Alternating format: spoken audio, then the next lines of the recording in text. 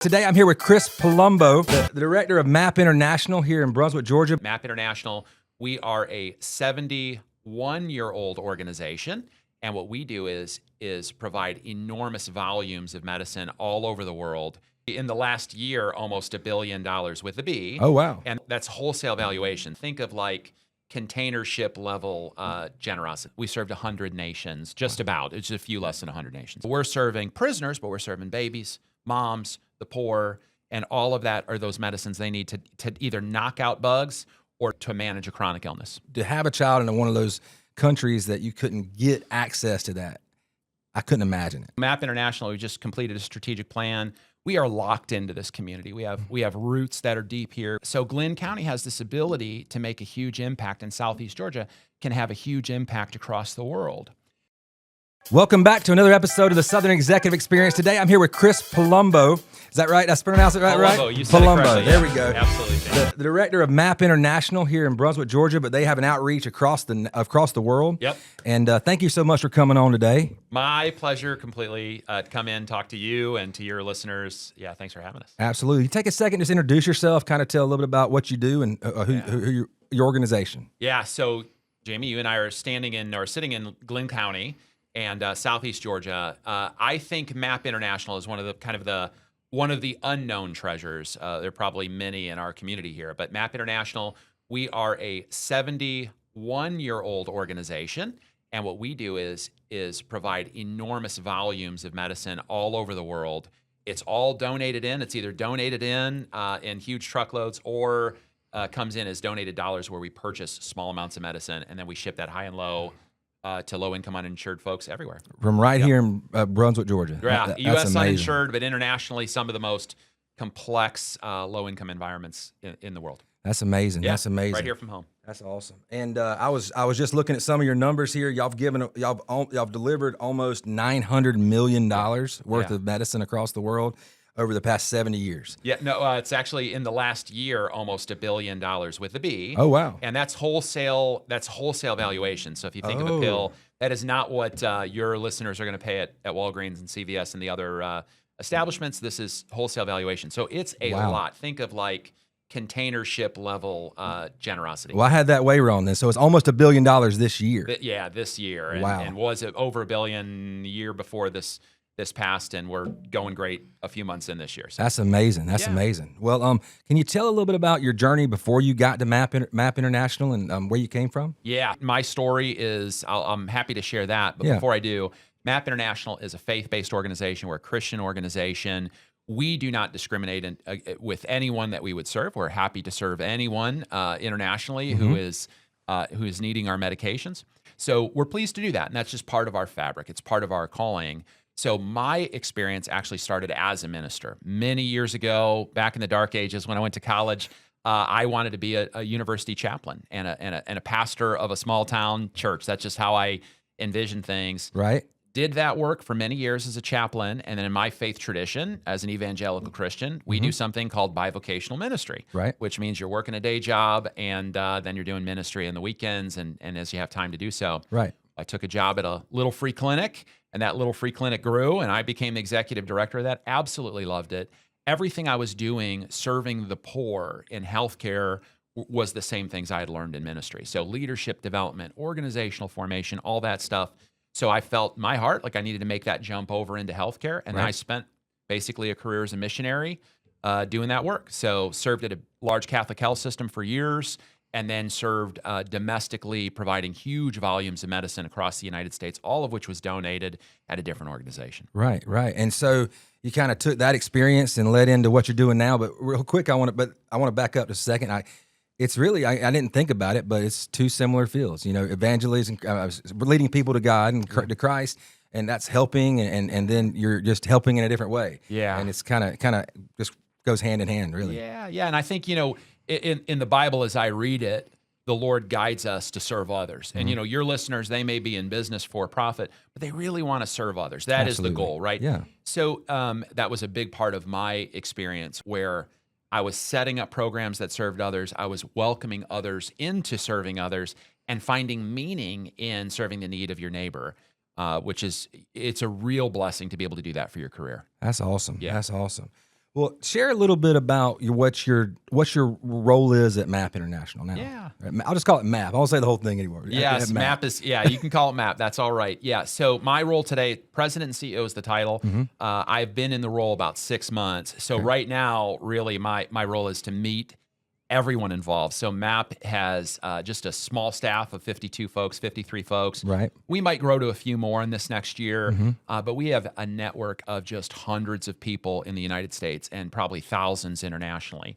So who are those folks? Right. Lots of donors of products. And think of the entire pharmaceutical industry.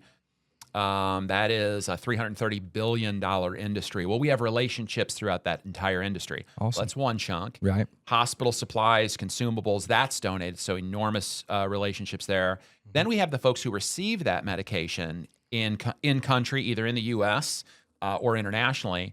So I could keep going, but it's a lot of relationships. And coming into an organization that's more than 70 years old, it is a real privilege to meet those folks, get to know them, understand them.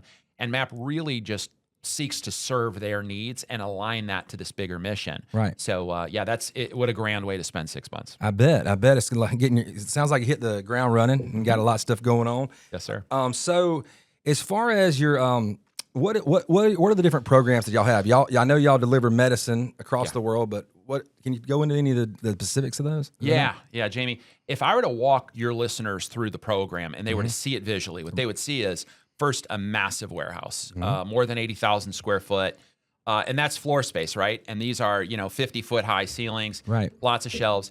So think of that warehouse as a massive battery charged up with huge volumes of the most needed healthcare supplies and consumables, med tech items like sutures and human lenses that replace corneas and heart valves, as well as PPE and gloves. No one knew what PPEs was before COVID, but we all know now what that is. Absolutely. Well, MAP has this huge volume, and if you were to walk in, what you'd see is an enormous battery, again, charged up, and we ship that out in a few ways. So one is container level, so a shipping container, right? Level generosity, and that would go to ministries of health, large NGOs, and that could be, for instance, all 5 of the most needed heart meds that a country might need for 3 months. Right. So it's massive volumes, and we're shipping those out every day.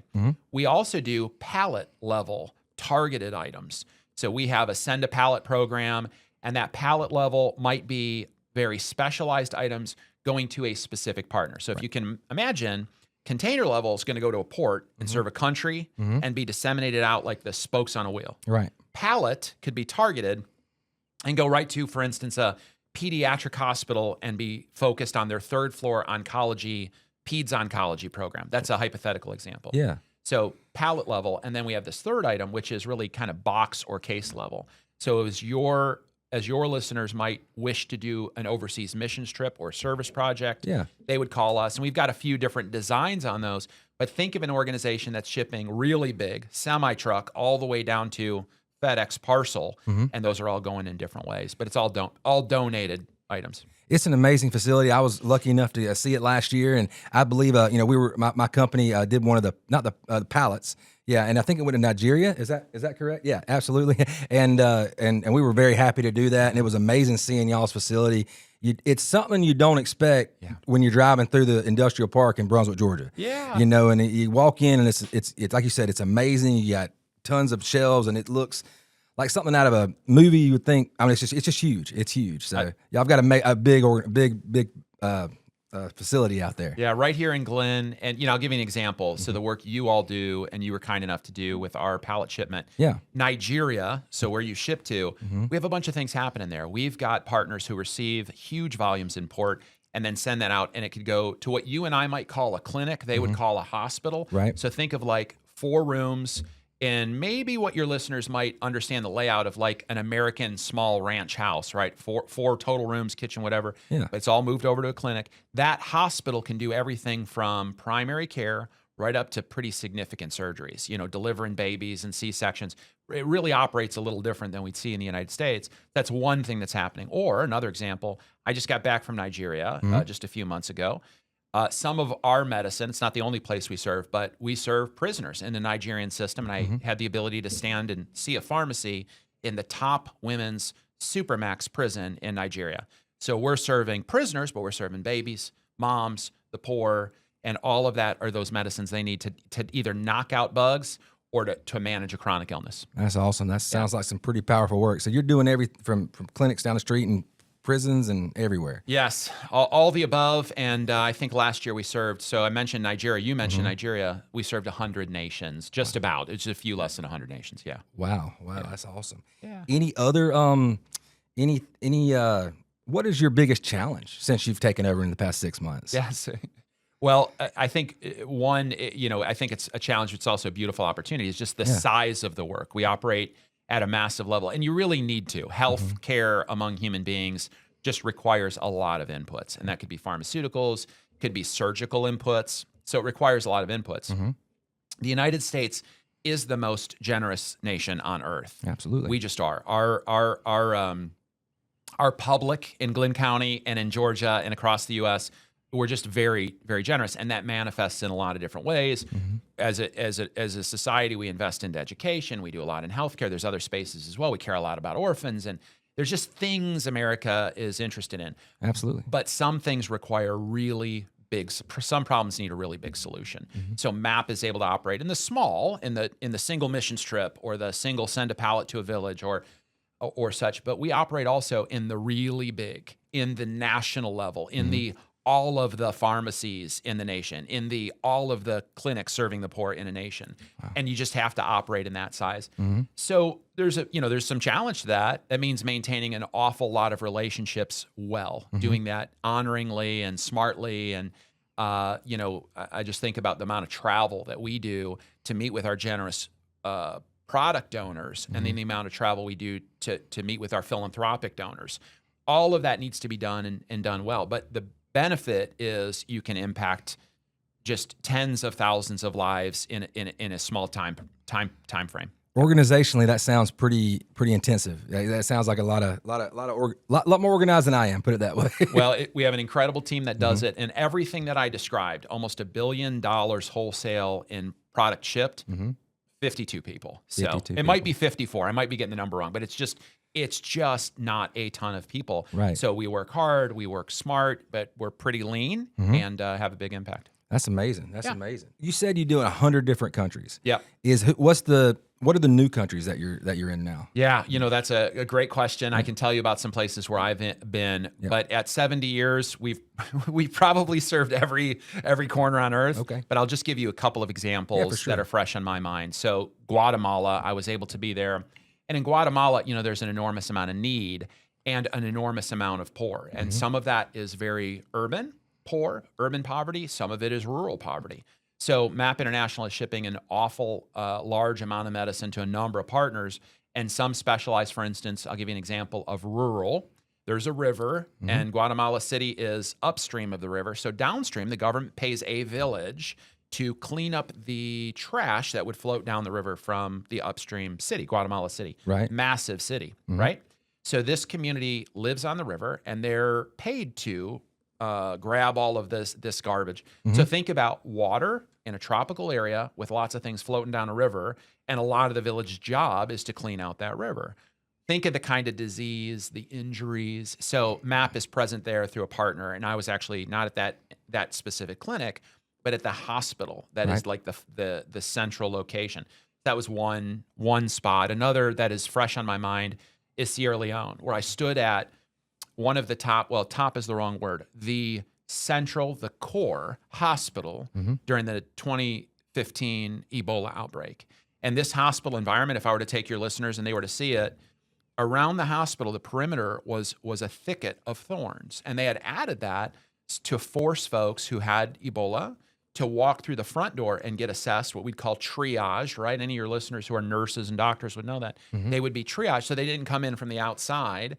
And then this hospital and their staff would care for these folks. And they used thorn bushes to kind of, I'm mumbling my words today, I apologize, to direct people the right way. That's right, yeah, just to create the hospital environment. And some of the outside backyard of this hospital was places where when you have a small environment of 5 rooms, clinical rooms, and you have 1,000 people getting care, you're using some of the spots under trees in the back.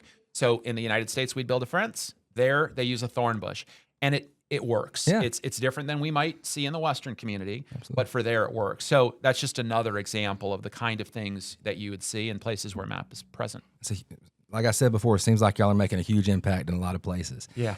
So what would you recommend for people locally in Brunswick? I mean, do you have opportunities to volunteer for any kind of community service or things like that? Yeah. Well, Jamie, first off, I'll say in Brunswick, a lot of good is already happening. Yeah. There are some folks in Brunswick who've heard about MAP International, Mm-hmm. called us up. We get incredible support by the faith community here in Brunswick. Yep. I don't think there's a day that goes by where I don't see some church in our area that has come up or down or south or west to come in and volunteer. I've got a photo that was up on LinkedIn posted by one of our team members, and it was a picture of volunteers sorting heart valves. So these heart valves, little yellow boxes like this, Yeah. they're so valuable. The items inside are so valuable. Each little box has a little tracker in it, right? Yeah. So but these heart valves are then ordered by a surgeon. Yeah. We will ship that to the surgeons when they do a trip overseas. They'll go to a clinical environment where they can safely do surgery.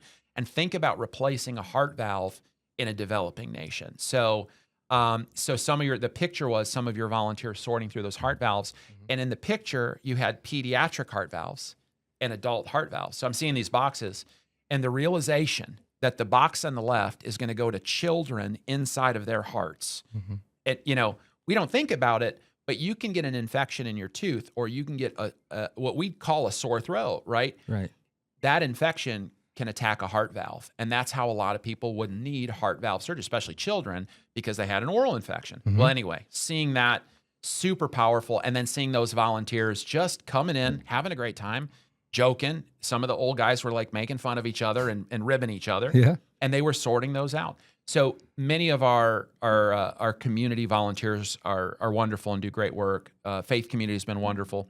We've also seen big financial support from our community.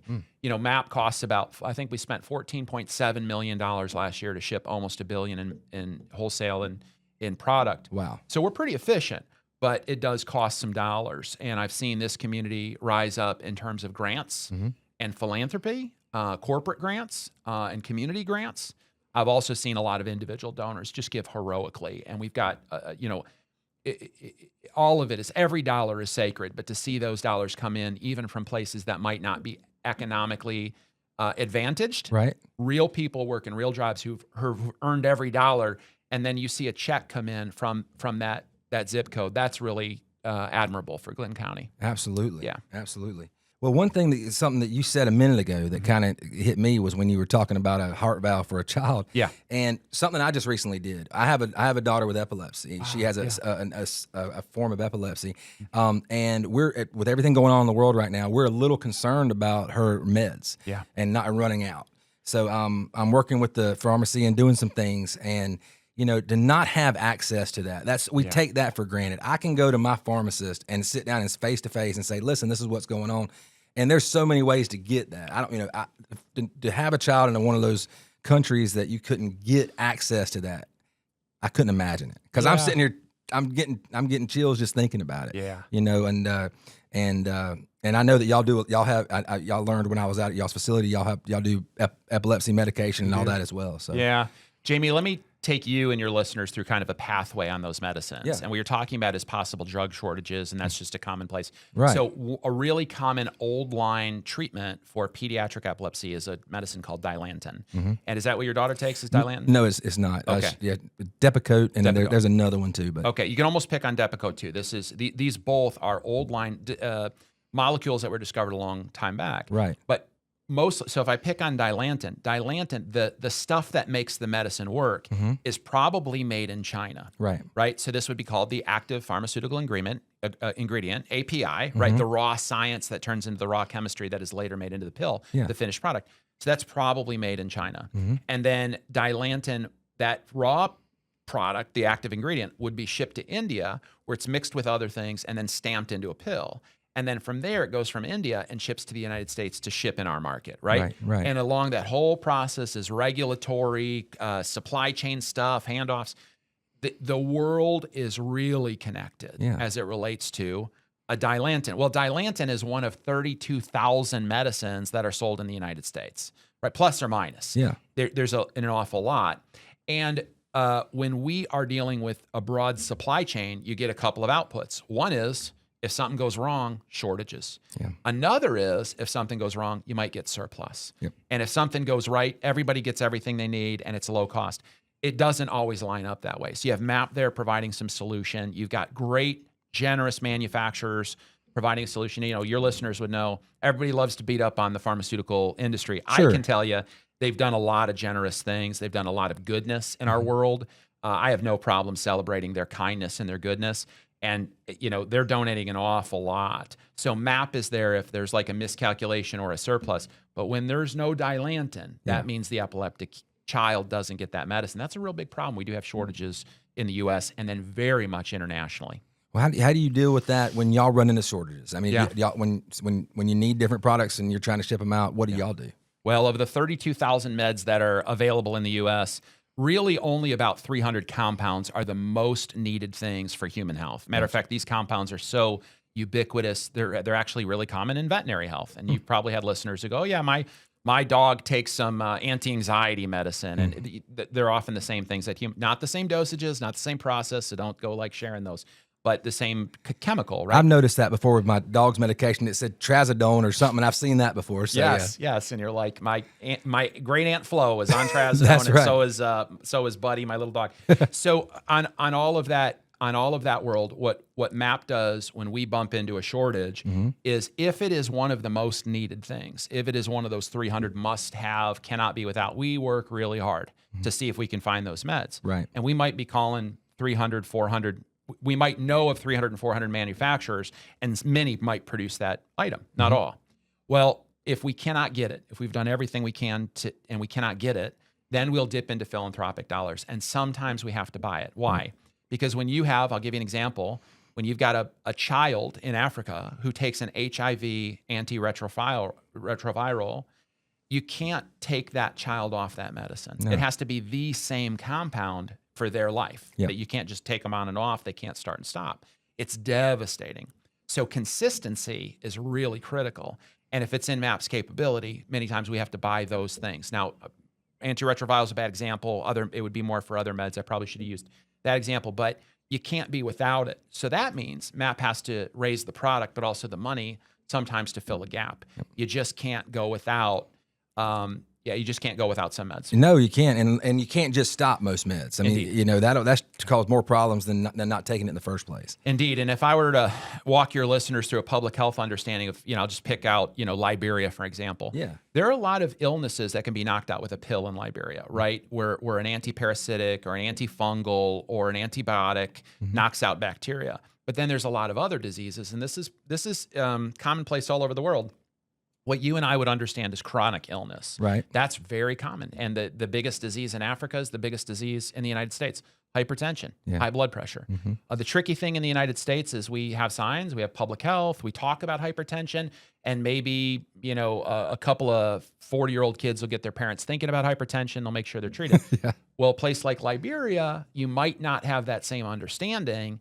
And a challenge with a hypertension is it will hurt you without you feeling pain. Right. So when granddad has hypertension in Liberia, they might not have the same awareness. So MAP, it's just all the more critical for MAP to deal with acute issues like antibiotics, antifungals, what those would treat, and chronic illness issues. Good deal. Good deal. Well, I appreciate you taking the time to tell me all that. We learned a lot about your organization and so much. But before you get out of here, Yes. I always like to ask people some leadership questions, and I'd love to know if you could start things over.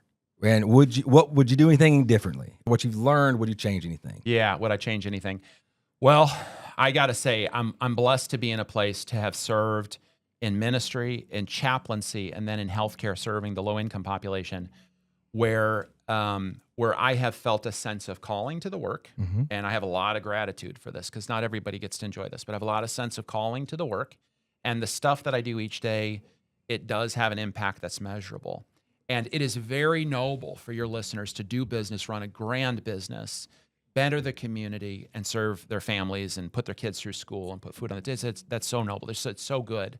And I've been able to do that and then have this other impact. but I don't have any sense of entitlement about Yeah, that. I have a lot absolutely. of gratitude that I was able to. So far I'm 49 years old.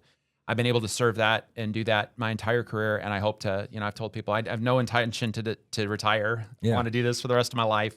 I really haven't worked yet, except for the time where I worked in just after college at Menards selling lumber. Right. That was tough work, but the rest of it I haven't. Yeah. So You do what you love. You don't work a day in your life. that's right. Yeah. So I'm real blessed to be able to do that. So, I think in my story, I'm grateful for that. I certainly wouldn't change it. It's a rarity. I wish that for everybody, but I've been able to do that one. And I'm not sure I would even. I'm not sure I would have advice for me as a young guy, except for maybe this is just to really prayerfully go into your day job, pick a career and continue in your day job very prayerfully with a sense of surrender. And, what I did was just often praying, Lord, where do you need me? My life is yours. Where do you need me? And I've ended up in this really interesting place where I can have an impact collaborating with lots of your listeners and lots of people to bring good to others. So, yeah. Anyway, I'm grateful for that. Absolutely. Well, is there anything else you'd like to share? Anything you got going on or anything for the future? The mic's yours. Yeah. So, MAP International, we just completed a strategic plan. We are locked into this community. We have roots that are deep here. We have incredible employees who live here. We are linked in with churches and faith communities and individuals and leaders and business people.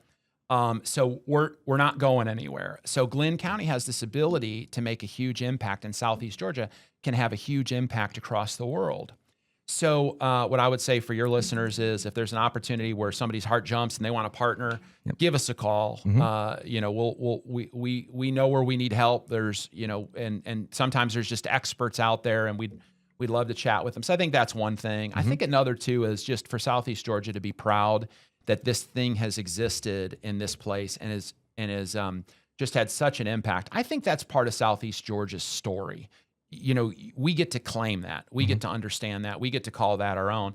So I think that's wonderful. And MAP gets a lot of support from all over the United States. But there's something special about this community that is been involved. So we like to call it God's country around here, right? it sure feels it. It Yes. does. Well, thank you, Chris, for coming on, and I appreciate it. Thanks for tuning in, and we'll see you next time. Have a great day.